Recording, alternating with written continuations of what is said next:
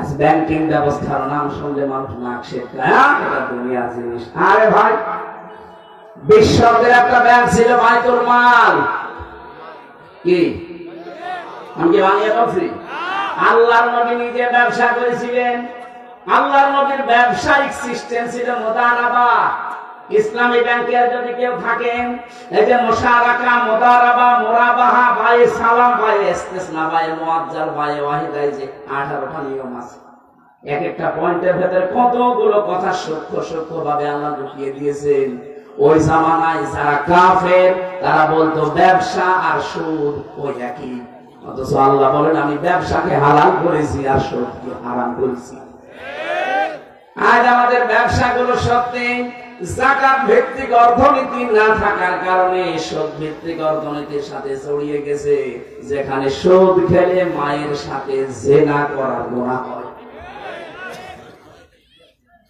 এলাকায় আছে কিনা আমি জানি না, অনেকে টাকা ছেড়ে রাখে, মাসে মাসে 1000 টাকা দিয়ে 200 টাকা করে বেশি দেয়।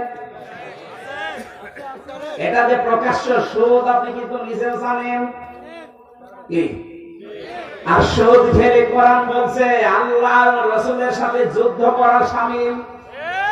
এটা বড় গুনাহ। ছোট গুনাহ হচ্ছে মায়ের সাথে 33 বার জিনা করা। এত ঘৃণিত কাজ কেউ করবে দুনিয়ায়? বলেন। অথচ এখানে বহু টুপি মাথায় দেওয়া দাঁড়িয়েওয়ালা মানুষ এই কাজ করে, টাকা ছেড়ে রাখে, টাকা আসে। এই কাজ যারা করছেন এক্ষুনি বাড়িছে লাভের এই টাকা নেওয়া বন্ধ, আমি না খেয়ে মরে যাবো, মায়ের সাথে জিনা করবো না। কারা কারা এই টাকা ছেড়ে দেবেন হাত তোলেন তো। তো আরামে আসে না না ভাই, আপনি হাত তুলবেন, আপনার তো স্মরণ করার দরকার ছিল। আমি আশা করছি আপনি ছেড়ে দেবেন আগামীতে। না বুঝলে যদি হাত তুলে থাকেন, যদি এই কাজে কেউ থাকেন, ইসলামী অর্থনীতিটা পড়ে সূরা বাকারার 178, 79, 80, 81, 82 এই যে আয়াতগুলো খেলা করার জন্য দেয়নি। ইসলামী অর্থনীতির ব্যাপক কথা এর ভেতরে সাজানো আছে। এটা একটা ইবাদত। আপনি রাসূলের অনুসরণ করলে, রাসূল ব্যবসা করেছেন মুদারাবা। মুদারাবা সিস্টেম কি? আমি টাকা দেব, আপনি শ্রম দেবেন। খাদিজা টাকা দিয়েছে, রাসূলুল্লাহ শ্রম দিয়েছে। এটা বলছে না কেন? আপনি জিজ্ঞাসা করে দেখেন আলেমকে, খাদিজা টাকা দিয়েছে, রাসূলুল্লাহ শ্রম দিয়েছে। এইটাই মুদারাবা। এটা ইসলামী ব্যাংকে আছে। বাকি যে ব্যাংকগুলো আছে আপনি আবার রাগ করেন না, আপনারটা নেই, এই জন্যই তো আমি বলছি। আমি পাবো কোথায়? আমি কি জোর করে আপনার সাথে লাগাবো? আপনার ওখানে আছে প্রকাশ্য সুদ। বলেন ইসলামী ব্যাংকে? হ্যাঁ আছে। রাষ্ট্রীয়ভাবে যাকাত কায়েম না হওয়া পর্যন্ত এই দেশে কোন ব্যাংক 100% সুদ থেকে মুক্ত হওয়া সম্ভব না। কিন্তু ইসলামী ব্যাংকে কারবার করার জন্য আমি আহ্বান জানাবো এই কারণে, আমি যদি এদের শরিয়া বোর্ড আছে, এদের আলেম আছে, আলিয়া মাদ্রাসা, কওমি মাদ্রাসা, বিশ্ববিদ্যালয়ের বড় বড় স্কলার যারা, ইসলাম বোঝে যারা, মাসলা মাসাইল যারা উদ্ভাবন করতে পারে, এই মানুষগুলোর সাথে জড়িয়ে আছে। চট্টগ্রামের কওমি মাদ্রাসার সবচাইতে বড় আলেম মাওলানা উবাইদুল্লাহ হামজা।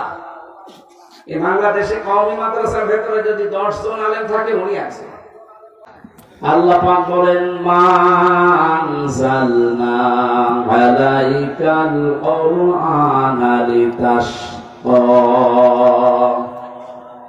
হে নবী, কোরআন আমি আপনাকে এই জন্য দেইনি যে আপনি অপমানিত হবেন, অপদস্থ হবেন, আপনি মার খাবেন, লাঞ্ছিত হবেন। লিতাশকার জন্য, কষ্ট সহ্য করার জন্য আমি কোরআন দেইনি। কোরআনে কারীম দিয়েছি এই পৃথিবীতে আপনাকে উপরে তোলার জন্য। ওয়ারফা'না লাকা যিকরাক, আমি কি আপনার নাম উপরে তুলে দেইনি? যেখানে আমি আল্লাহর নাম উচ্চারণ হয়, সঙ্গে সঙ্গে ওখানে আপনার নামটা আমি আল্লাহর উচ্চারণের ব্যবস্থা করে দিয়েছি।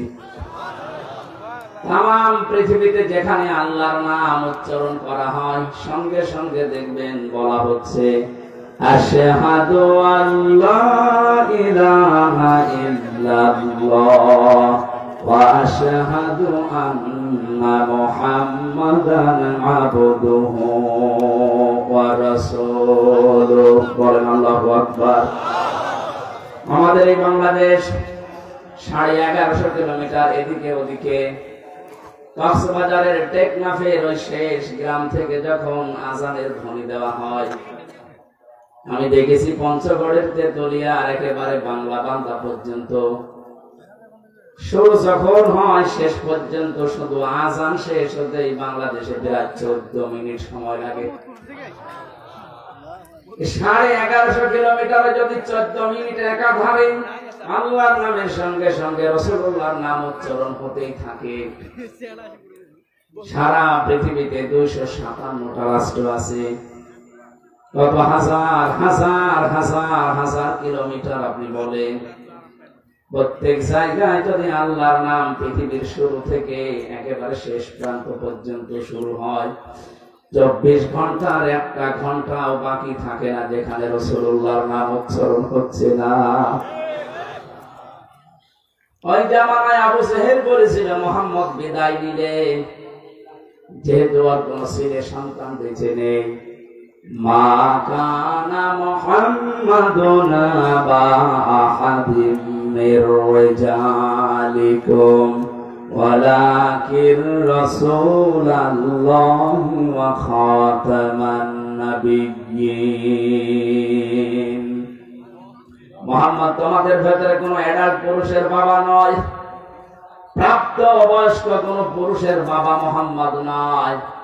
কারণ আল্লাহ ভালো করে জানতেন পৃথিবীতে অনেক আবেগওয়ালা উম্মত তৈরি হবে। নবীর ছেলে যদি যে কয়টা ছেলে আল্লাহ তাকে দিয়েছিলেন, আবুল কাসেম, তয়্যব এবং ইব্রাহিম, যে কয়টা সন্তান দিয়েছিলেন যদি বেঁচে থাকতো, পরবর্তীতে তাদেরকে ওরা নবীর আসনে বসিয়ে ফেলত। কারণ তারা যুক্তি খাড়া করতে আগে যত নবী আল্লাহ পাঠিয়েছে, প্রায় নবীগুলো সবই তাদের সন্তানরা নবী হয়েছে। শেষ নবী মুহাম্মদ রাসূলুল্লাহর সন্তান নবী হবে না কেন? এইটাও নবী। আল্লাহ পাক এই জন্য একটা সন্তান তো প্রাপ্ত বয়স্ক হতে দেননি, আগেই বিদায় দিয়ে দিয়েছেন। আমার মনে হয় এই জায়গায় যদি আল্লাহ সিবিয়ান শব্দটা দিয়ে দিতেন, পৃথিবীর বহু কাফের আছে যারা কোরআনে কারীম নিয়ে যারা উল্টা পাল্টা ধারণা করে, ওরা এই জায়গায় রেজাল না দিয়ে সিবিয়ান দিলে ওরা কোরআনের ভুল ধরতো। বলে কেন তোমাদের আল্লাহ জানিয়েছেন যে কোনো পুরুষের পিতা নয়, এই জন্য আল্লাহ সিবিয়ান না দিয়ে রেজাল শব্দটা দিয়ে জানিয়েছেন। রেজাল মানে যারা প্রাপ্ত বয়স্ক 15 বছরের উপরে, আর সিবিয়ান বলা হয় যারা ছোট শিশু 1 থেকে 15 বছরের নিচে। এখান থেকেই তো বের হয় কোরআনে কারীমের কথাগুলো কত সূক্ষ্ম। কিয়ামত পর্যন্ত আল্লাহ চ্যালেঞ্জ দিয়ে দিয়েছে, একটা ভুল তো দূরের কথা, সন্দেহের অবকাশ পর্যন্ত বের করতে পারবেন না। এই কোরআন আল্লাহ আমাদেরকে দিলেন। কোরআনে কারীম যারা শুধু শুনতে এসেছি, শুনে বাড়ি চলে গেলে হবে না। নবীজিকে আল্লাহ যে গ্যারান্টি দিয়েছেন, ওই গ্যারান্টি দেখার সময় এখন বাংলাদেশে চলে এসেছে। আমি যা বলবো আপনি একটু গভীরে নিয়ে যাবেন, দেখবেন আনন্দ পাবেন। তারাকতু ফীকুম আমরাইন লান তাদিল্লু মা তামাসসাকতুম বিহিমা কিতাবাল্লাহি ওয়া সুন্নাতু রাসূলিহি। নবীজি বিদায় হজের ভাষণের শেষ কথা বলেছিলেন, আমি তোমাদের কাছে 2টা জিনিস রেখে গেলাম, একটা আল্লাহর কালাম কিতাবুল্লাহ, আর 2 নম্বরে আমি নবীর সুন্নাত। কথাগুলো ভালো করে মনে রাখেন। নবীজি কিন্তু বলেছেন সুন্নাতু রাসূলিহি। আমার 2 পাশেই 2 জন আলেম বসে আছে, ওখানে মুহাদ্দিস বসে আছে। নবীজি কি বলেছিলেন আমি তোমাদের জন্য আমার হাদিস রাখলাম? কি বলেছিলেন? সুন্নাত। আজ এই দেশে বহু মানুষ বলে আমরা আহলে হাদিস। না, এই শব্দটা ভুল। আপনি আহলে হাদিস দাবি করে শুধু হাদিস দিয়ে জীবন চালাতে পারবেন না। বুঝেন আমার? এই জন্য যারা বলে শুধু আমরা হাদিস মানি, সহিহ হাদিস, আপনি সহিহ মানেন, শুধু হাদিস দিয়ে চলতে পারবেন না। পৃথিবীতে এমন অনেক নিয়ম আছে যেটা হাদিস দিয়ে মানতে গেলে আপনি শেষ পর্যন্ত যেতে পারবেন না। হাদিসে আছে, জিজ্ঞাসা করেন মুহাদ্দিসকে, আগুনে পোড়ানো জিনিস খেলে ওযু ভেঙে যায়। এখন যদি চা খান, এটা কি দিয়ে পড়াবো? এই যে কিছুক্ষণ আগে তো খেয়ে আসলাম, তাহলে আমার ওজন আছে, বাটান করা জায়গা পান না। এরকম বহু জায়গা আছে। শুধু হাদিস মানি আমি, এই কথা যারা বলছেন আপনি বিভ্রান্তিতে আছে, একটু চিন্তা ভাবনা করেন কোরআন হাদিস নিয়ে। আমরা শুধু আহলে হাদিস না, আমরা আহলে সুন্নাত ওয়াল জামাত। যদি এই শব্দটাকে কিছু গরম সুন্নি, ঠান্ডা সুন্নি, মিঠা সুন্নি এরা চুরি করে নিয়েছে, ওদেরকে সর্বোচ্চ বলা যায় ওরা আহলে বেদাত, আহলে সুন্নাত না। সুতরাং সুন্নি যদি দাবি করতেই হয়, এই দেশে যারা আহলে সুন্নাত ওয়াল জামাত তারা দাবি করতে পারে। তারা সুন্নাতের জন্য মার খায়, তারা সুন্নাতের জন্য জেলে যায়, তারা সুন্নাতের জন্য ফাঁসির গলি বাড়ায় নেয়। আর যারা সুন্নির ধ্বজাধারী, 3 দিন আগে দেখেছেন আমার তাহেরি ভাই পুলিশ দেখে পালিয়েছে। কিসের সুন্নি? এটা একটা ভণ্ড। এটা যে ভণ্ড, ফতোয়া দেওয়া লাগবে, ফতোয়া ছাড়া ভণ্ড।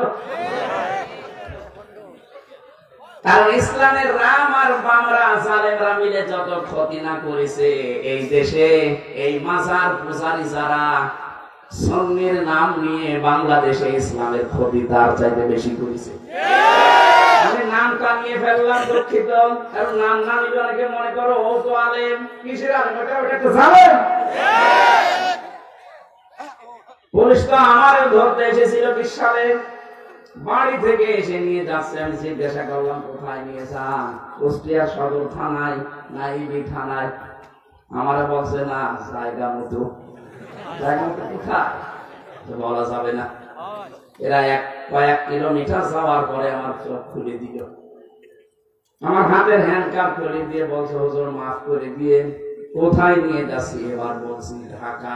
ঢাকা কোথায়? এইটা বলা যাবে না। পরবর্তীতে দেখলাম আমি মিনি আয়না ঘরে আছি। বেগটায় আমি যেতে পারিনি, মিনিটাই ছিলাম, ছোট যেটা।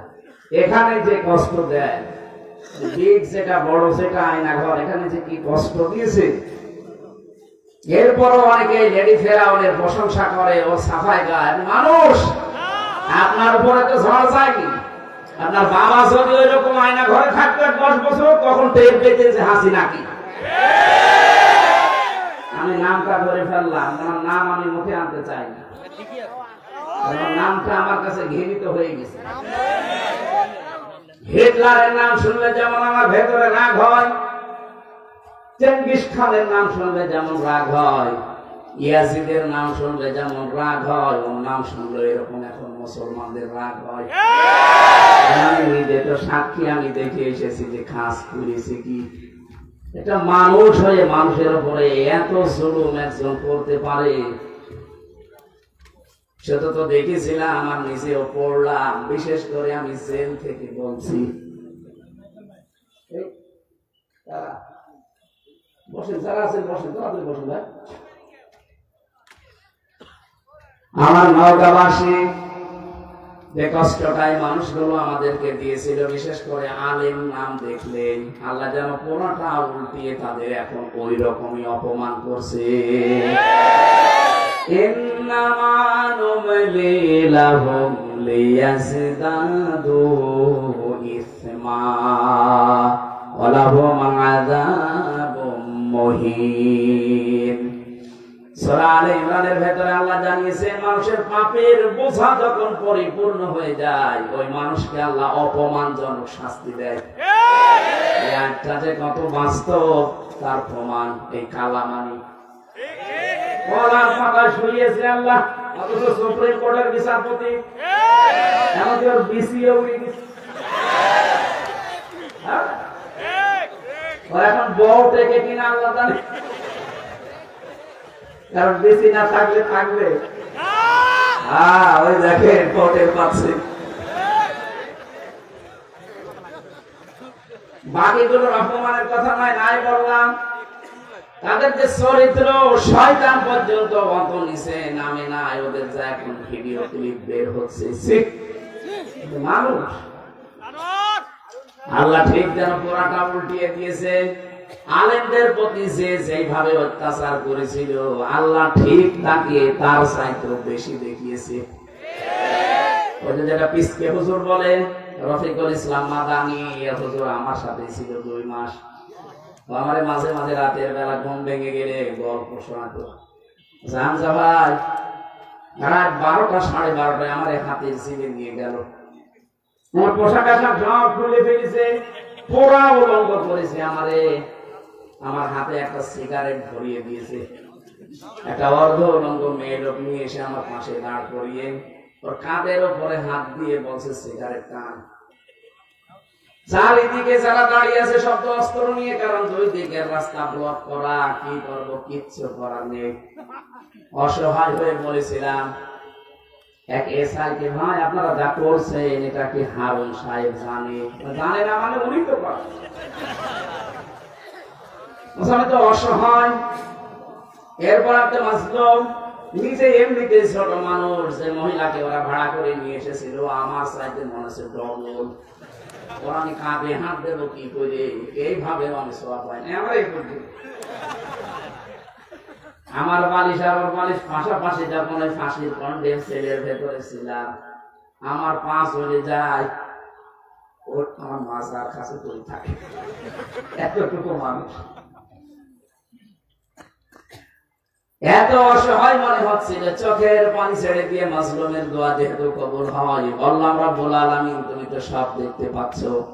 যে লোকটার উপরে এত ভরসা করেছি যে এই লোকটা অন্তত জানলে আমাদের অপমান করবে না, অথচ শুনলাম সেই নাকি এগুলো করাচ্ছে। আমাকে যেভাবে পুরাটা উলঙ্গ করে ওরা এখন ছবি তুলে জাতিকে দেখাবে আমি নাকি এরকম, তুমি অবশ্যই কিছু দেখিও। আমার আল্লাহ ঠিক ওইটা কবুল করে নিয়েছে। কি দেখা গেছে? যাই হোক, দেখা গেছে যে লোকটার ইশারায় এটা হয়েছে আল্লাহ তার 3 ইঞ্চি জিকিরতে গিয়েছিল 3 ইঞ্চি 3 ইঞ্চি। মহিলারা জিকির করতো 3 ইঞ্চি। কি গো, কি এটা কি হারুন আঙ্কেল? এমনি আল্লাহ এগুলো করেনি, এদের পাপের বোঝা পরিপূর্ণ হয়ে গেছে। পরশুদিনও আমি গিয়েছিলাম কিশোরগঞ্জের মিঠামইন এলাকায়, দেখলাম যে রিসোর্ট বানিয়েছে। ওনার যে বেতন সরকারি ভাবে আমি তো জানি, কিয়ামত পর্যন্ত চাকরি করলেও ওই রিসোর্ট বানানো সম্ভব না। ওখানে থাকতে সর্বনিম্নই লাগে 10,000 এক রুম ভাড়া, আর ঊর্ধ্বে আছে 1 লাখ 1.5 লাখ। 1 রাত থাকবেন আপনি মাত্র একটা রুম নিয়ে, সর্বনিম্ন ভাড়া 10,000, উপরে যত বেশি আছে। এমন কোন জিনিস করে না এই হাওড়ের ভেতরে যে নিয়ে যা মনে চাবে আপনি তাই পাবেন। এই টাকাগুলো তো ফেরেশতারা দিয়েছে। বলেন, আমার মতো হামসাকে বাড়ি থেকে নিয়ে এসে বলছে 50টা মামলা দেব, সঙ্গে সঙ্গে 10 লাখ টাকা দেব। আমার মতো মানুষকে যদি এ কথা বলতে পারে বলে, আর উপরে যারা তাদের কি করিস? এখানে পাপের বোঝা যখন মানুষের পরিপূর্ণ হয়ে যায়, ওই মানুষকে আমার আল্লাহ ছাড় দেয় কিন্তু ছেড়ে দেয় না। আমি যে শব্দ নিয়ে বলছিলাম, যারা আহলে হাদিস দাবি করছেন আপনি ভুল পথে আছেন। বসেন এক জায়গায়, আলেমদের সাথে আপনি প্রমাণ করে মিলাতে পারবেন না। আপনি যদি এত হক আহলে হক দাবি করেন, আপনার আহলে হাদিসের নামের ভেতরে এতগুলো দল কেন? শুধু আহলে হাদিস এই নামের ভেতরে 7 দল। আমি যদি সভাপতি সেক্রেটারি পদের লোভ নাই থাকবে, এতগুলো দল খুলে বসে আছেন কোন কারণে? নিজেদের ভেতরে তো আপনার মিল নেই। কথা বলে না কেন? এই শব্দটা আমরা জানি আলেমদের, আমি যাদের কাছে লেখাপড়া করেছি, আমার বিশ্ববিদ্যালয়ে doctor Abdullah Jahangir, doctor Lokman Hossain, doctor আবামা সাইফুল ইসলাম সিদ্দিকী সহ যাদের কাছে আমি পড়েছি, বাউনি মাদ্রাসায় আমি শর্ট কোর্সে দাওরা হাদিস করেছিলাম। হাফেজি কারিয়ান আমার জীবনে যাই পড়লাম কামিল পর্যন্ত মেলামেশা করে আমি যা দেখেছি পড়াশোনা করে, শব্দটা বলো আহলে হাদিস। আপনি বলবেন আহলে সুন্নাত ওয়াল জামাত। যারা এই শব্দটা চুরি করে নিয়েছে তারা এখন জাতির সামনে যেন এরা আহলে বেদাত এটা প্রমাণ হয়। প্রমাণ অলরেডি হয়ে গেছে। সারা বাংলাদেশ এখন আমি যাচ্ছি, আমি দেখতে পাচ্ছি চারিদিকে আওয়াজ উঠেছে যে ও আল্লাহর ওলিরা আন্দাজে দাবি করে আহলে সুন্নাত, ওগুলো আহলে ভণ্ড, আহলে বেদাত। নবীজি বললেন আমি তোমাদের কাছে সুন্নাহ রাখলাম আমার আদর্শ, বিশ্ব নবীকে আপনাকে মাস্ট বি মেনে নেওয়া লাগবে। উনি যখন নবুয়ত পেয়েছিলেন ওই দিন থেকে শুরু করে ইন্তেকাল পর্যন্ত, এটা রাহিবুল মাখতুমে পড়বেন। বিশ্ব নবী যেদিন নবুয়ত পেয়েছিলেন ঘোষণা, উনি তো নবী, কিন্তু ঘোষণা যেদিন হয়েছে 40 বছর বয়সে, এই দিন থেকে শুরু করে ইন্তেকাল পর্যন্ত পুরা 23 বছর। কেউ যদি বলে আমি একটা দিন শুধু মানি না, আপনি কাফের। জ্ঞানী মানুষ যারা আছেন একটু খেয়াল করেন, নবীজির এই 23 বছরের নবুয়তের জিন্দেগির কেউ যদি বলে আমি এই হাফ দিন মানি না, সে কাফের। কারণ আল্লাহর নবীকে আল্লাহ শারিআ বানিয়েছেন, শরীয়ত প্রণেতা। উনি যদি বলতেন হা হালাল না হারাম, এত বড় পাওয়ার ছিল। 23 বছরে আমরা বাংলাদেশে অনেক মানুষকে দেখি ওনারা 13 বছর মানতে রাজি আছে, কিন্তু 10 বছর মানতে রাজি না। এখানে অনেকে বসে আছে এরকম, নবীজি 13 বছর মার খেয়েছিলেন, হ্যাঁ হুজুর বলেন, আপনিও কাঁদেন আমিও কাঁদি, কিন্তু বাকি যে 10 বছর উনি মার দিয়েছিলেন, ওইটা বলতে গেলে বলে এটা রাজনীতি। কথা বোঝেন না, আন্দাজে চিল্লান। হ্যাঁ কথা বোঝেন। নবীজিকে মানা লাগবে কি 10 বছর না 23 বছর? আরো জোরে। কোরআনে কারীম জানিয়েছে ইন কুনতুম তুহিব্বুনাল্লাহা ফাত্তাবিউনি ইউহিব্বুকুমুল্লাহ ওয়া ইয়াগফির লাকুম যুনুবাকুম আল্লাহু গফুরুর রহিম। হে নবী আপনি বলেন, যদি আল্লাহকে ভালোবাসি এই দাবি করো, অনগাবাসী এ দাবি আমাদের আছে না নেই? আমরা দল মত নির্বিশেষে ভালোবাসি আল্লাহকে, দাবি আছে না নেই? এ দাবি করি না আমরা? আমরা শুধু না, বিশেষ 4500 ধর্ম এখন আছে। 4500 ধর্মের যে ধর্মের মানুষ বলেন সে তার ধর্মের যিনি যাকে মেনে চলে তাকেও ভালোবাসে। আপনি হিন্দুদের জিজ্ঞাসা করেন ওদের দেবতাকে ভালোবাসে, খ্রিস্টানদের জিজ্ঞাসা করেন গডকে ভালোবাসে, ইহুদিদের জিজ্ঞাসা করেন, পৃথিবীর যত জাতি আছে সেই যে ধর্ম মেনে চলে, মিনাল্লাযীনা ফাররাকু দীনাহুম ওয়া কানু শিয়া কুল্লু হিজবিন বিমা লাদাইহিম ফারিহুন। বলেন আল্লাহু আকবার। আল্লাহ পাক বলেন, হে নবী দুনিয়াতে সেই দলে আতে মসি আছে, ও কিন্তু ওই দলের কর্মসূচি নিয়ে আনন্দে আছে, আর সে মনে করে এইটাই আসল, বাকিগুলো সব ডিলেট।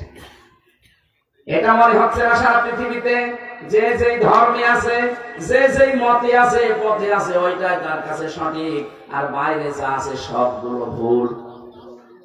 আল্লাহ বলেন তার দলীয় কর্মসূচি নিয়ে সে আনন্দে আছে। দুনিয়াতে সবাই যেহেতু দাবি করে আমরা আমাদের যিনি ইবাদত পাওয়ার যোগ্য তাকে আমরা ভালোবাসি। আমরা মুসলিম 200 কোটির উপরে, কত? 200 কোটির উপরে আমরা এখন মুসলিম। আমরা সবাই এই কথা বলতে রাজি আছি যে আল্লাহ তোমাকে আই লাভ ইউ, ভালোবাসি। কথা বলে না কেন? আল্লাহ পাক বলেন এই দাবি যদি করে কেউ, তাকে আমি বলছি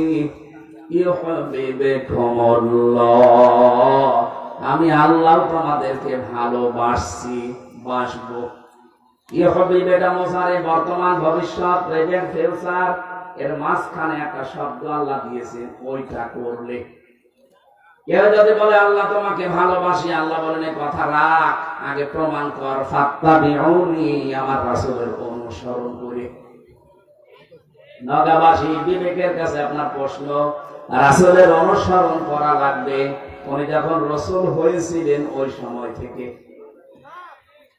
না, মানে উনি তো জন্ম থেকেই পুরা মক্কা এলাকায় পুরা আরব জানে কেউ নবী রাসূল বলতো আব্দুল্লাহ বিন মুহাম্মদ,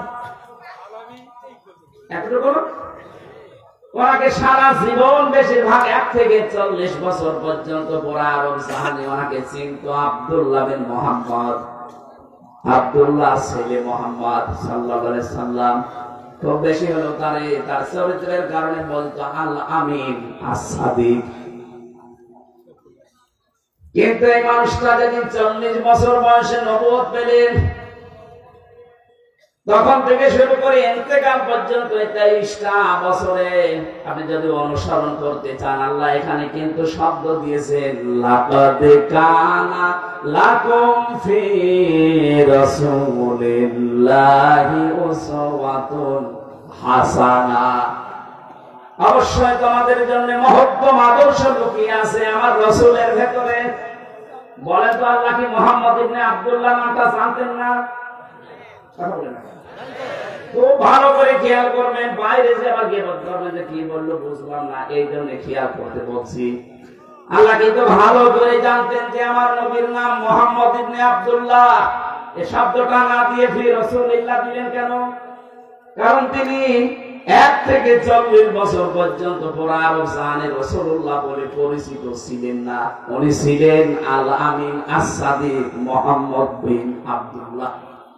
কথা ঠিক নেই? উনি যখন রাসূলুল্লাহ হয়ে গেলেন, ওই দিন থেকে শুরু করে আপনাকে অনুসরণ আরম্ভ করা লাগবে। আল্লাহ বলেন আমার রাসূলের অনুসরণ করো। আমি 2টা জিনিস তোমাদেরকে দেব। 1 নম্বরে আমি নিজেই তোদেরকে উল্টা করে ভালোবাসা আরম্ভ করব। শব্দটা আপনি বলেন পারেন, মুহাদ্দিস মানুষ বলেন তো ইউহিব্বুকুমুল্লাহ, এটা কি মোসারে নামাজি? অতীতের শব্দ আল্লাহ দেয়নি, মোসারে দিয়েছেন। এই জন্য এর ভেতরে 2টা কাল আছে, বর্তমান আছে আর ভবিষ্যৎ আছে। কেউ যদি সত্যি রাসূলুল্লাহকে অনুসরণ করা আরম্ভ করে, আল্লাহ তখন থেকে তাকে ভালোবাসা আরম্ভ করবে।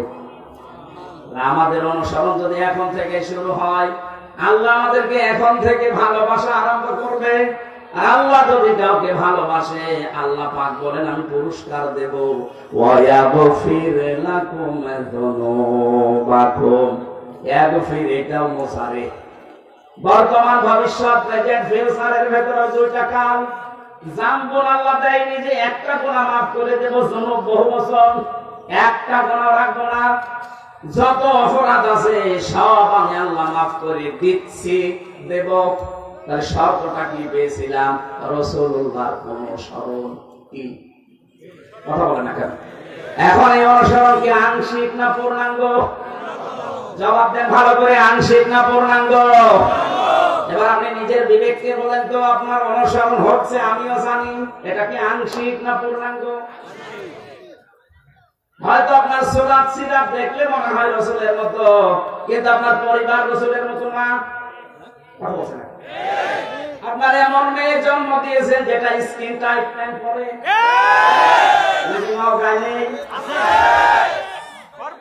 একটা যুবতী মেয়ে 18 বছর 20 বছর বয়স, সে তার বাবার সামনে স্কিন টাইট প্যান্ট পরে গেঞ্জি গায়ে দিয়ে একসাথে বসে সিনেমা দেখছে। বাবা হ্যাঁ, রুচি কি বলেন তো?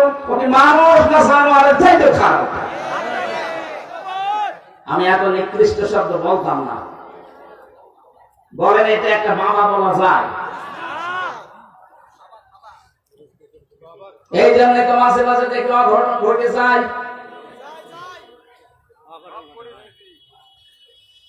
আপনার অনুসরণ হয়তো আপনার মাথায় চুল রাসূলের মতো কাটা আছে, দাড়ি আপনি রাসূলের মতো রেখেছেন, চোখ বাগায় দিয়েছেন, আপনার হাতে তসবিহ আছে, মানলাম আপনার পুরা বডি ঠিক আছে, আপনার পরিবার ঠিক নেই, আপনার সমাজ ঠিক নেই, আপনার রাষ্ট্র ঠিক নেই, আপনার অর্থনীতি ঠিক নেই। অর্থনীতির যে এটা ইবাদত অনেকে জানে না। অর্থনীতি একটা ইবাদত না? ব্যবসায়িক যে নিয়ম নীতি গুলো আছে, কয়জন বুঝতে পারে বা কয়জন পালন করে?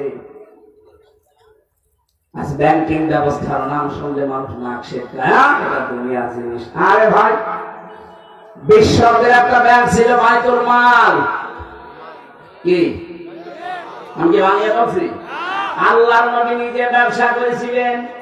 আল্লাহর নবীর ব্যবসায়িক সিস্টেম ছিল মুদারাবা।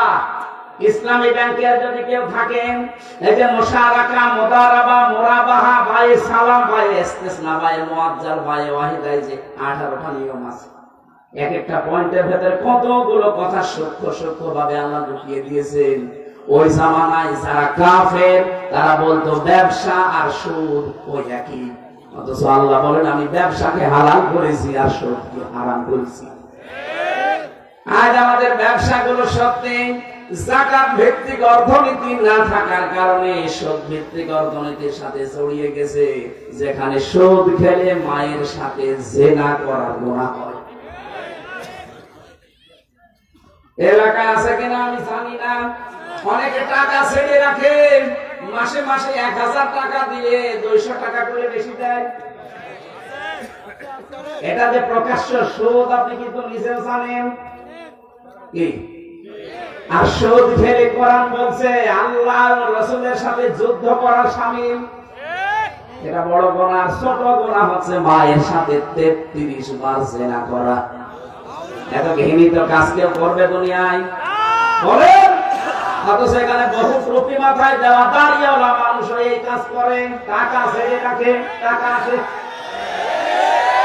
এই কাজ যারা করছেন এক্ষুনি বাড়ি যে লাভের এই টাকা নেওয়া বন্ধ, আমি না খেয়ে মরে যাব, মায়ের সাথে জিনা করব না। কারা কারা এই টাকা ছেড়ে দেবেন হাত তোলেন তো। তো আরামে আছে না না ভাই, আপনি হাত তুললেন, আপনার তো স্মরণ করার দরকার ছিল। আমি আশা করছি আপনি ছেড়ে দেবেন আগামীতে। না বুঝলে যদি হাত তুলে থাকেন, যদি এই কাজে কেউ থাকেন, ইসলামী অর্থনীতিটা পড়ে সূরা বাকারার 178, 79, 80, 81, 82 এই যে আয়াতগুলো খেলা করার জন্য দেয় না। ইসলামী অর্থনীতির ব্যাপক কথা এর ভেতরে সাজানো আছে। এটা একটা ইবাদত। আপনি রাসূলের অনুসরণ করলে, রাসূল ব্যবসা করেছেন মুদারাবা। মুদারাবা সিস্টেম কি? আমি টাকা দেব, আপনি শ্রম দেবেন। খাদিজা টাকা দিয়েছে, রাসূলুল্লাহ শ্রম দিয়েছে। এটা বলছে না কেন? আপনি জিজ্ঞাসা করে দেখেন আলেমকে, খাদিজা টাকা দিয়েছে, রাসূলুল্লাহ শ্রম দিয়েছে। এইটাই মুদারাবা। এটা ইসলামী ব্যাংকে আছে। বাকি যে ব্যাংকগুলো আছে আপনি আবার রাগ করেন না, আপনারটা নেই, এই জন্যই তো আমি বলছি। আমি পাবো কোথায়? আমি কি জোর করে আপনার সাথে লাগাবো? আপনার ওখানে আছে প্রকাশ্য সুদ, বলেন ইসলামী ব্যাংকে? হ্যাঁ আছে। রাষ্ট্রীয়ভাবে যাকাত কায়েম না হওয়া পর্যন্ত এই দেশে কোন ব্যাংক 100% সুদ থেকে মুক্ত হওয়া সম্ভব না। কিন্তু ইসলামী ব্যাংকে কারবার করার জন্য আমি আহ্বান জানাবো। এই কারণে আমি যদি এদের শরিয়া বোর্ড আছে, এদের আলেম আছে, আলিয়া মাদ্রাসা, কওমি মাদ্রাসা, বিশ্ববিদ্যালয়ের বড় বড় স্কলার যারা, ইসলাম বোঝে যারা, মাসলা মাসাইল যারা উদ্ভাবন করতে পারে, এই মানুষগুলোর সাথে জড়িয়ে আছে। চট্টগ্রামের কওমি মাদ্রাসার সবচাইতে বড় আলেম মাওলানা ওবায়দুল্লাহ হামজা। এই বাংলাদেশে কওমি মাদ্রাসার ভেতরে যদি 10 জন আলেম থাকে, উনি আছে। এই কথা বোঝেন আমার? এই আলেমকে জিজ্ঞাসা করেন। ওবায়দুল্লাহ হামজা কত বড় মাপের আলেম। সাইয়্যিদ মাওলানা কামাল উদ্দিন জাফরি হাফিজাহুল্লাহ, বাংলাদেশে যদি 10 জন থাকে তার ভেতর উনি আছেন। এজন্য আপনি নির্দ্বিধায় ইসলামী ব্যাংকে চোখ কান বুঝে কাজ করবেন। যদি গোনা হয় ওদের হবে, কারণ যাকাত ভিত্তিক অর্থনীতি যতদিন কায়েম না হয় ততদিন আপনার অসুবিধা নেই। নবীজি নিজে 13 বছর মক্কায় নামাজ পড়েছেন না পড়েন? বলে না কেন? কিভাবে পড়লেন? কারণ তখনও তো কাবা শরীফের ভেতরে 360টা মূর্তি। উনি কি মূর্তির সামনে নিয়ে নামাজ পড়লেন না? মানে এবার আপনি বলেন তো, নবীজি নিজে 360টা মূর্তির সামনে নিয়ে কাবা শরীফে নামাজ পড়লেন, ওনার নামাজ হয়? হয়েছে এই কারণে, কারণ ওনার হাত ছিল না। উনি যে মূর্তিগুলো সরাবে ওই অবস্থায় উনি নেই। ওই নবী মদিনা থেকে রাষ্ট্র ক্ষমতা হাতে নিয়ে যখন ফিরে আসলেন, এবার আর মূর্তির সামনে নিয়ে নামাজ পড়ে নাই, নিজের হাতে হযরতে আলীকে সাথে করে ভেঙেছেন। আপনি ইসলামকে ওই জায়গায় আগে তুলে দেন। দেখেন এই দেশের ব্যাংকিং ব্যবস্থা, এই যে অগ্রণী, সোনালী, রূপালী, চৈতালি, যত ব্যাংক আছে একটাতেও সুদ থাকবে না, আমি গ্যারান্টি দিচ্ছি। বিশ্বের বহু মুসলিম দেশে আমি গিয়ে দেখেছি যেখানে সুদ নেই, তাদের ব্যাংক চলছে না, চলছে। তাদের যাকাত ভিত্তিক অর্থনীতি রাষ্ট্রীয় ভাবে আছে। আমাদের রাষ্ট্রীয় যাকাতের নিয়ম নীতি রাষ্ট্রীয় ভাবে সরকারি ভাবে কায়েম করে দেন, 100 মধ্যে 4 আনা সুদ থেকে পাবে না। এটাতে যতদিন কায়েম না হয় ততদিন আপনি তো কারবার করবেন, নামাজ পড়বেন না। মূর্তি সামনে নিয়ে এখন নামাজ পড়া লাগছে। সুতরাং যতদিন ইসলামের দেশে রাষ্ট্রীয় ভাবে কায়েম না হয় ততদিন আমার মনে হয় এই দেশে ইসলামী ব্যাংকের উপরে যেহেতু আর কিছু নেই, আপনি পাবেন না। এই জন্য আমি একেবারে নির্দ্বিধায় বলতে পারি, আপনি এই জায়গায় কাজ কারবার করেন। রাসূলের অনুসরণ আংশিক করলে হবে না। বিশ্বনবী নিজে রাজনীতি করেছেন না করেননি? আপনি রাজনীতির কথা শুনলে খালি উল্টা পাল্টা দিকে যান। মানে আমার মনে হয় নবীজি যদি এখন বেঁচে থাকতো, শয়তান নবীজিকেও বলতো নবী মনে হয় ওই দলে। কি কথা বলে না? আল্লাহর নবীর আন্তর্জাতিক যে নিয়ম নীতি গুলো ছিল আপনি ওগুলো ফলো করেন। এখন যদি বলেন হ্যাঁ আপনারা করেন না, করবো কি করে? আমার 100 জনের মাত্র 15 জন মানুষ আমরা এই দেশে, 100 জনের 15 জন মানুষ আমরা এই দেশে রাষ্ট্রীয় ভাবে ইসলাম কায়েম হোক এটা চাই। এটা আগস্টের 5 তারিখের আগের বর্ণনা।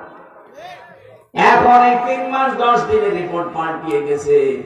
আল জাজিরা রিপোর্ট দিয়েছে বাংলাদেশে এখন 100 জনের 58 জন মানুষ চাচ্ছে এদেশে কোরআন কায়েম হোক।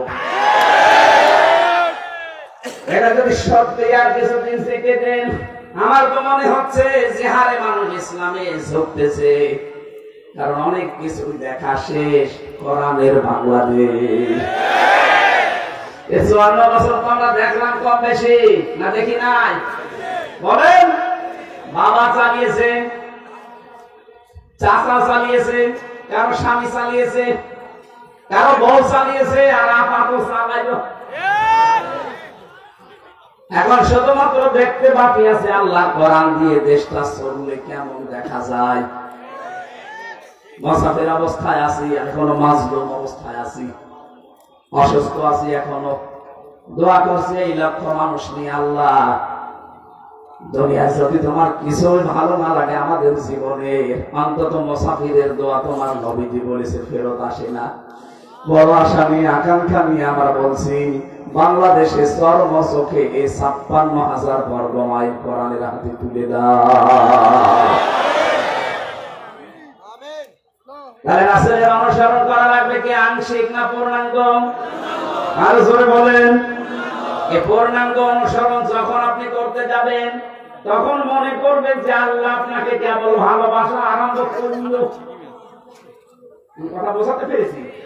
তার মানে এখন এই দেশে অনেক পীর, অনেক আলেম, অনেক বক্তা, অনেক মুফাসসির, অনেক মুহাদ্দিস, অনেক শাইখুল হাদিস এখনো আল্লাহর ভালোবাসায় আরম্ভ করেনি, যাদের পূর্ণাঙ্গ অনুসরণ নেই। এই যে আজকে রমজান ভাই বলছিল মাওলানা মামুনুল হককে, মাওলানা আমির হামজাকে যেদিন ধরা হয় ওই দিন যদি দেশের মানুষগুলো যারা তাওহীদি জনতা, বিশেষ করে 48,000-এর উপরে পীর আছে এই দেশে। আরে ভাই ইমানের সংজ্ঞা তো পড়েছেন আপনিও, মান রাআ মিনকুম মুনকারান ফালিয়ুগায়্যিরহু বিয়াদিহি ফাইল্লাম ইসতাতি'উ ফাবিলিসানিহি ফাইল্লাম ইসতাতি'উ ফাবিকলবিহি ওয়া যালিকা আযআফুল ঈমান। বুখারী শরীফের হাদিস। হযরত আবু সাঈদ খুদরি থেকে বর্ণিত, বিশ্বনবী বলেন তোমাদের ভেতরে কেউ যদি অন্যায় কাজ দেখে সে যেন হাত দিয়ে বাধা দেয়। হাত যদি প্যারালাইজড হয়, পারে না, তাহলে মুখ দিয়ে সে যেন বলে। মুখে যদি জোর না থাকে সে যেন অন্তরে পরিবর্তনের চেষ্টা চালায়। এইটাও যদি পরিকল্পনা করে না আসে, এটা ইমানের সর্বনিম্ন স্তর। এটাও নেই আপনার ভেতরে ইমান নেই, আপনি একটা বেঈমান। যখন আস্তে আস্তে করে রমজান মাসে আলেমদেরকে ধরে ধরে জেলে দিচ্ছিল, এদেশের তাওহীদি জনতা যারা ইমানের সর্বনিম্ন স্তর ছিলেন, যদি সবাই এক বাক্যে 48,000 পীর গুলো যদি নেমে পড়তো যে না কোন আলেমকে বিনা কারণে ছেলে যেতে দেব না, কোন জালেমের খবর হতো না। আমি তো ভেতরে দেখেছিলাম অনেক জালেম ভয় ছিল, অনেক জালেম তারা নিজেরা বলা করতো না এগুলো ঠিক হচ্ছে না। দেশের জনগণ যদি খেপে যায় তখন আমাদের কিন্তু উল্টা পাল্টা হয়ে যাবে। ভেতর থেকে তো বাইরে প্রকাশ করবো কি করে? আমাদের তো 24 ঘন্টা ফাঁসির কন্ডেম ছেলে তারা আমরা এখানে ভাবতাম যদি কথাগুলো বাইরে পৌঁছিয়ে দিতে পারতাম, এ বিনা কারণে এই আলেমদেরকে বাংলাদেশে বছরের পর বছর ছেড়ে থাকা লাগতো না। কারণ ওরা তো জানে যে আমরা অবৈধ, ওদের তো ভয় আছে একটা। আজকের সভাপতি দেখলাম শামসুজ্জোহা খান, সাবেক সংসদ সদস্য লিখেছেন, তিনি কত সালের এমপি আমি জানি না, যদি 2008 থেকে 24 পর্যন্ত কেউ এমপিতে পাশ করে নাম দেয় যে সাবেক এমপি, এটা অবৈধ। কারণ আপনাকে আমরা ভোট দেয়নি। 8 সাল থেকে শুরু করে 24 পর্যন্ত কোন নির্বাচন হয়নি, সবগুলো পাতানো। সুতরাং যারা 8 সাল থেকে 24 সাল পর্যন্ত এমপি মন্ত্রী কোনদিন পোস্টারে লিখতে পারবেন না সাবেক এমপি সাবেক মন্ত্রী। আপনি এতটুকু লিখতে পারেন সাবেক চোর, আর একটু বেশি করে লিখবেন যে সাবেক ডাকাত। কারণ আপনি ভোট ডাকাত, আপনি ভোট চোর, এইটা লিখবেন, অসুবিধা কি? হ্যাঁ, বলবেন না কেন? আপনি শামসুজ্জোহা খানের মতো সাবেক এমপি লিখতে পারবেন না, কারণ এটা নির্বাচনে এমপি, আর আপনি ইলেকশনে না। অথচ এখন যারা পালিয়ে গেছে, 2 বোন একসাথে, এরা এখন ছড়াচ্ছে আমরা নির্বাচিত ছিলাম, আমাদেরকে উৎখাত করা হয়েছে। এত বড় কাহা মিথ্যা কথা একটা হাজি সাহেব বলতে পারে? ও হাজি সাহেব সারা জীবন মিথ্যা বলছে, এই জনের মুখে বাঁধে না। ওদের এই মিথ্যা কথার কারণে সারা পৃথিবীর 257টা রাষ্ট্রে বাংলাদেশের ভাবমূর্তি নষ্ট হয়ে যাচ্ছে। নিজেরা ষড়যন্ত্র করে তো পারেনি, এখন উল্টা করে হিন্দুদেরকে কাজে লাগিয়েছে যে দেশের ভেতরে বিশৃঙ্খলা তৈরি করে। আমার মনে হয় তাবলীগ জামাতের যে 2 গ্রুপের ভেতরে এক গ্রুপ এই সাদপন্থী যারা, আমার মনে হয় এদের পেছনে ওই 2 বোনের হাত আছে। কোন কারণে আপনি 4 জন মানুষকে সবাই করলেন? তদন্ত করলে আমার মনে হয় বেরিয়ে আসবে। এখন ছাত্রলীগের নাম আসতেছে, এরা সবাই করেছে, তদন্ত করে রিপোর্ট দেন। আমার মনে হয় 100 ভাগ না, আমার কেমন সন্দেহ হচ্ছে, কারণ যেভাবে জবাইয়ের ধরন দেখলাম, এটা ছাত্রলীগ ছাড়া অন্য কেউ করতেই পারে। এতদিন শুধু আন্দাজে নাম দিয়েছে ছাত্র শিবির, জামাত ইসলাম রক কাটে। কে বলেছে আপনাকে? একটা প্রমাণ বাংলাদেশে আছে যে কারো রক কেটে দিয়েছে? এতদিন ছড়িয়েছে সারা বিশ্বের কাছে যে বাংলাদেশে সংখ্যালঘু নির্যাতন হয়, অথচ এই পৃথিবীর ইতিহাসে বাংলাদেশে ইতিহাস নেই যে আমরা একটা মন্দির ভেঙে মসজিদ বানিয়েছি।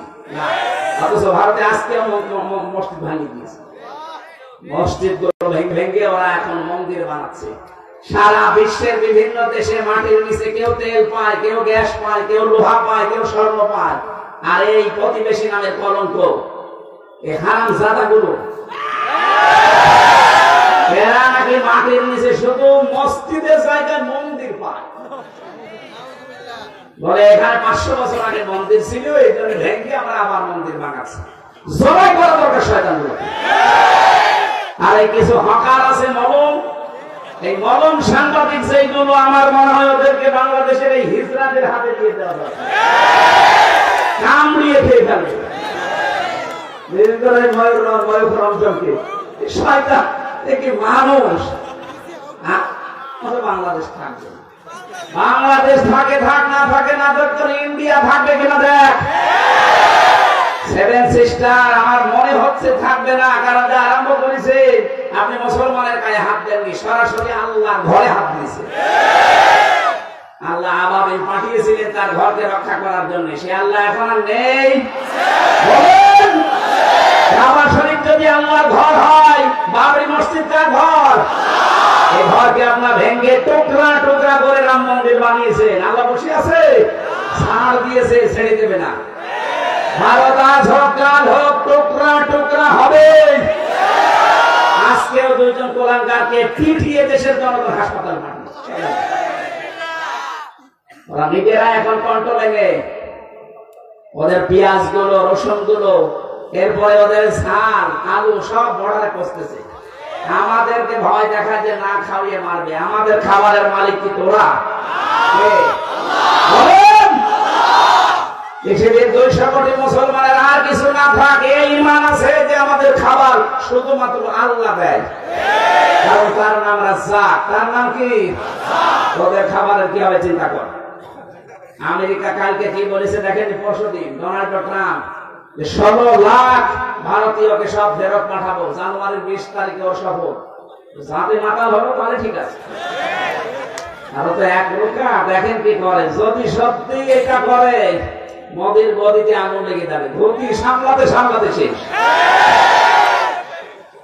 এখন বলছে চট্টগ্রাম নিয়ে নেবো। আরে দাদা, আপনি কি যৌতুক নেবেন? আর মেয়ে তো পালিয়ে গেছে, কিসের যৌতুক? মেয়ের বিয়েই তো আমরা মানি না, পালানো মেয়েকে এখন মেনেই নেয়নি, যৌতুক তো আরো বলেছে।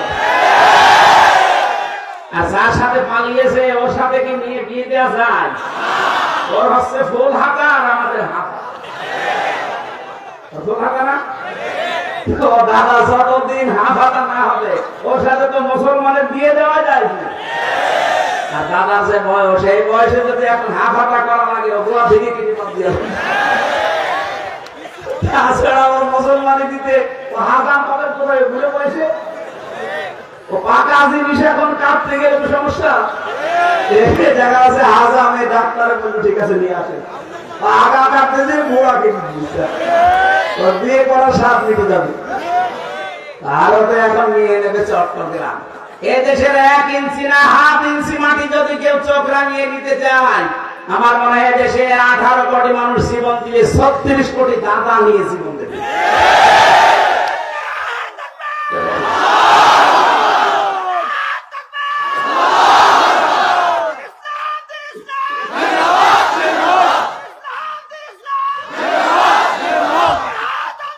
আলহামদুলিল্লাহ ভাই, আমি যে কথাটা বলার জন্য পর্যন্ত নিয়ে এসেছিলাম, বিশ্ব নবীর অনুসরণ করা জীবনে যদি আমাদের থাকে, আমাদের আর চিন্তা নেই, কারণ আমাদের আখিরাত তৈরি হয়ে গেছে। পেছনের অপরাধ আল্লাহ মাফ করে দিয়ে আমাদেরকে আল্লাহ তার বানানো বাগান ওই জান্নাতে প্রবেশ করিয়ে দেবেন, বলেন আমিন। নওগাঁবাসী, বিশ্ব নবী যে 2টা জিনিস ছেড়ে গিয়েছিলেন, তার একটা আল্লাহর কিতাব, 2 নাম্বার তার সুন্নাহ। এখনো যদি সত্যি আমরা আঁকড়িয়ে ধরার সিদ্ধান্ত নিয়ে শক্ত মজবুত ভাবে ধরতে পারি। হাদিস পড়েছিলাম, নবীজি বলেন শেষ জামানায় তোমরা কোরআন আর হাদিসকে মাড়ির দাঁত দিয়ে শক্ত করে ধরবা। চিন্তা করলাম দাঁত তো সামনে আরো 32টা আছে, এগুলোর নাম না মাড়ির দাঁতের কথা বললেন কেন? ব্যাখ্যায় পড়েছি হাদিস। আমি বিস্তারিত বলতে গেলে সময় কভার হবে না, এই জন্য তাড়াতাড়ি করছি। নবীজি বোঝাতে চেয়েছেন যে মাড়ির দাঁত দিয়ে কোন মানুষ কিছু ধরলে শক্ত করে ধরে। আজ আন্তর্জাতিক বিশ্বের যে চাপ, বিশেষ করে যে ষড়যন্ত্রে দাদারা আরম্ভ করেছে, বাংলাদেশে এখনো পর্যন্ত জালেমদের কিছু প্রেতাত্মা আছে, তারা যা আরম্ভ করেছে, এখান থেকে মুক্ত হওয়ার জন্য বাংলাদেশে এখন সবচাইতে বড় বড় দায়িত্ব আল্লাহর কোরআন আর হাদিসকে মাড়ির দাঁতের শক্ত করে আঁকড়িয়ে ধরা। আল্লাহ গ্যারান্টি দিয়েছেন, মান সাল্লা আলাইকাল কুরআনা লিতাশকা। কোরআন আমি তাশকার জন্য নাযিল করি নাই, আপনাকে বিপদে ফেলবে, কষ্ট দেবে না। আঁকড়িয়ে ধরেন, দেখেন আপনাকে আমি উপরে তুলে দেব। আল্লাহ যাবে এটা আঁকড়িয়ে ধরার মাধ্যমে সেখানে তোলার কথা ওই জায়গায় যেন আমাদেরকে তুলে দেয়, বলেন আমিন। আমি ওই রকমই আয়াত পড়েছিলাম আজকে, সূরা কাসাস। মুসা আলাইহিস সালামের জীবনে দিয়ে আল্লাহ আরম্ভ করেছেন, পৃথিবীর মানুষকে কিছু শিক্ষা আল্লাহ এখান থেকে দিতে চান। আল্লাহ বলেন তাসিম মিম, এর অর্থ কেউ জানে না। তিলকা আয়াতুল কিতাবিল মুবিন, এগুলো সব স্পষ্ট কিতাবের আয়াত। তাহলে কোরআন শরীফের প্রথম বর্ণনায় এই যে কোরআন স্পষ্ট। কোরআন কি? যদিও আমাদের কাছে স্পষ্ট না, আমাদের অনেকের কাছে কোরআন স্পষ্ট। এই জন্য এই মাদ্রাসাগুলো আপনি এখানে আসেন, পড়েন। এখানে আমার মনে হয় বয়স্ক শিক্ষা আছে কিনা জানি না, এইটাও বিভিন্ন মাদ্রাসা চালু করা দরকার। এই ছেলেরা মেয়েরা বয়স্ক শিক্ষা মাগরিব থেকে এশা পর্যন্ত, ফজরের পর থেকে যেহেতু কাজে কামে বেরিয়ে যান, মাগরিব থেকে এশা পর্যন্ত 1 ঘন্টা সময় দেন। এভাবে 1 দিন 2 দিন 1 মাস 2 মাস 5 মাস 1 বছরে দেখবেন আপনি কোরআনে অনেক কিছু আয়ত্ত করে ফেলেছেন। কোরআনে কারীম আল্লাহ আমাদেরকে দিয়েছেন স্পষ্ট আয়াত, আর আমরা এখনো পর্যন্ত কোরআনের কাছে না আসার কারণে অস্পষ্ট হয়ে আছে আমাদের কাছে। আমরা পূর্বের জামানার জীবন পড়ি, যারা কোরআনের কাছে এসেছে ওই মানুষগুলো কোনোদিন আর গোপনে থাকে নাই। আজ আমার মুসলমান হয়ে পড়েছিলেন হে নবী, যে কোরআন শুনি আমি মুসলমান হলাম, সূরা তাহা। আপনি বলেন তো এটা কি সত্য? না, 100% সত্য। তিনি বলেছিলেন এই সত্য জিনিসের গোপনে থাকবে না, আপনি আমাকে অনুমতি দেন, আমি এই মুহূর্তে কোরআনের পক্ষে একটা মিছিল করব। তিনি মুসলমান হয়ে ওপেন হতে চায়, আর আমরা মুসলমানেরা কোরআন পড়ে পড়ে আরো বলে যে হুজুর আমি গোপনে আছি। এটা টাটকা শয়তান। কিসের কোরআন পড়ে যে গোপনে থাকবে? হযরত ওমর কোরআন পড়েই বলে আমি ওপেন হব, আর আমরা এমন কোরআন পড়ছি আমি গোপনে আছি। সে সময় যেহেতু চলে গেছে, এখন তো ওপেন হওয়ার সময়। কথা বলেন না কেন? আপনার এখন ওপেন হওয়ার সময়। আল্লাযী আলহামদুলিল্লাহিল্লাযী আনসালা আলা আবদিহিল কিতাবা ওয়া লাম ইয়াজআল লাহু ইওয়াজা। সব প্রশংসা আল্লাহর জন্য, যিনি তার বান্দার প্রতি এমন একটা কিতাব দিয়েছেন যে কিতাবের ভেতরে কোনো বক্ততা নেই, কোনো গোপন কথা নেই, বাঁকা কথা নেই। যারা আজ মারিফতের কথা বলে বলে মানুষদেরকে মায়ের পথ দেখায়, নাম দিয়েছে মারিফত, অথচ দেখায় মায়ের পথ। কথা বলে না, ভাব ধরেছে উনি বুজুর্গ। কিসের বুজুর্গ? ওটা বেজির্গ। আপনাকে মারিফত বলতে কিছু নেই, এটা শব্দটা হচ্ছে উরফুন থেকে। আরাফা ইয়ারিফু মানে পরিচিত হওয়া। আরাফাতের ময়দানে যেহেতু আদম হাওয়া এসে পরিচিত হয়েছিলেন, জায়গাটার নামই হয়ে গেছে আরাফাতের ময়দান। আর ওই শব্দটাকে গোপন বিষয় বলে মানুষদেরকে কোরআন থেকে সরাতে চায়। এটা এক শ্রেণীর মানুষের দেশে কাজ করছে। স্পষ্ট ভাবে বলছে কোরআনে কোনো গোপন কথা নেই, যা আছে সব ওপেন কথা। কিছু জিনিস যেটা আল্লাহ জানায়নি ওটা বাদ, যেমন তাহা, ইয়াসিন, তাসিন, মিম, আলিফ, লাম, মিম, এগুলো আল্লাহ বাড়ে আর কেউ জানে না। আর রাসূলুল্লাহকে আল্লাহ জানিয়েছেন, উনি আমাদেরকে বলেননি, ও পর্যন্ত যাওয়ার দরকার নেই। কিন্তু বাকি যত আয়াত আছে, কোন আয়াত অস্পষ্ট না, সব স্পষ্ট। আপনি এর কাছে আসেন, বসেন, পড়েন, দেখবেন গভীরে যত যাবেন তত আনন্দ পাবেন। আমি কোরআনে কারীমের একটা আয়াত এই কয়েকদিন আগে চিন্তা ভাবনা করে আমার এই দৃষ্টিতে আমি আশ্চর্য হয়ে গেছি। সানুরিহিম আয়াতিনা ফিল আফাকি ওয়া ফি আনফুসিহিম। এটা সূরা হামিম সাজদার শেষের দিকে আছে। রব্বুল আলামিন বলেন, অতি শীঘ্রই আমি দিক দিগন্তে এবং তোমাদের এই শরীরের ভেতরে এমন কিছু আছে যেগুলো দেখাবো, স্পষ্ট করে দেখাবো। হাত্তা ইয়াতাবাজ্জানা লাহুম আন্নাহুল হক, যতক্ষণ পর্যন্ত আমি যে সত্য এটা প্রমাণ না হয় ততক্ষণ দেখাবো। আমি বহু কিছু পেয়েছি, আমার একটা বিষয় খুব আশ্চর্য লাগে। কম্পিউটার এখানে ভিড়িয়ে দিয়ে আমি দেখাতে পারতাম। আল্লাহ যে ফতোয়া দিয়েছেন কোরআনে, ইন্নাল মুবাদ্দিরিনা কানু ইখওয়ানাশ শায়াতিন। আল্লাহ পাক বলেন যারা অপচয় করে তারা শয়তানের ভাই। এই ফতোয়া দিয়েই তিনি শেষ করেননি, তিনি নিজে এটা মিলিয়েছেন আগে। আমাদের এই যে অফি আনফুসিহিম, তোমাদের শরীরের ভেতরে দেখো, কি দেখবো? শরীরের ভেতরে দেখলাম যে খাবার খেয়ে আসলাম, এই খাবার গুলো দিয়ে নির্যাস যেটা, ওইটা দিয়ে পিত্ত রস তৈরি হয়, ওইটা দিয়ে বীর্য তৈরি হয়, ওইটা দিয়ে রক্ত তৈরি হয়, ওইটা দিয়ে আলাদা ভাবে যখন রসগুলো বেরিয়ে যায়, কিছু দিয়ে পায়খানা, কিছু দিয়ে প্রসাদ তৈরি হয়। কম্পিউটার ভেড়িয়ে খালি মানব দেহটা লিখবে, দেখবেন মাথা থেকে শুরু করে পুরাটা এমনিতে সেজদা দিতে বাধ্য হবে। আমি ওইটা মিলিয়ে দেখলাম, আল্লাহ যে ফতোয়া দিল আমি অপচয় করি না। তাহলে পিত্ত রসটা কি করে? খাবার যতক্ষণ আপনার পেটে আছে, ওই পিত্ত রস যেটা দামি সব চাইতে, কারণ খাবারের নির্যাস দিয়ে তৈরি, ওটা ফোটা ফোটা ফোটা ফোটা পড়তে থাকে। খাবার যতক্ষণ আছে ওটা পড়লে খাবার হজম হয়, যতক্ষণ খাবার না থাকবে শেষ হয়ে যাবে। কারণ খাবার খাওয়ার 1 ঘন্টার ভেতরে পেটে আর খাবার থাকে না, ওটা টয়লেট হয়ে যায়। যতক্ষণ খাবার থাকবে ততক্ষণ পড়বে, খাবার নেই যেহেতু দামি জিনিস আর পড়বে না তাহলে তো অপচয় হবে। আল্লাহ নিজের কথা নিজে মানবেন না, এই জন্য অটোমেটিক আল্লাহটা বন্ধ করে দেয়। কালকে সব আল্লাহ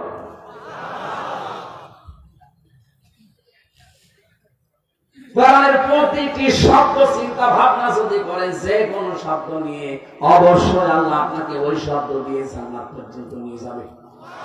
আমাদের দেশে যে সিস্টেম গুলো নেই, কোরআনের একটা গবেষণাগার নেই, অথচ লালন গবেষণাগার তৈরি হচ্ছে। কয় মন গাঁজা খেয়েছে ওইটা চিন্তা ভাবনা করে একটা শব্দ নিয়ে কোরআনের আল্লাহ যেটা দিবেন, আফালা তাদাব্বারুনা কোরআন, কি হয়েছে তোদের? আমার কোরআন নিয়ে কেন চিন্তা ভাবনা করো না?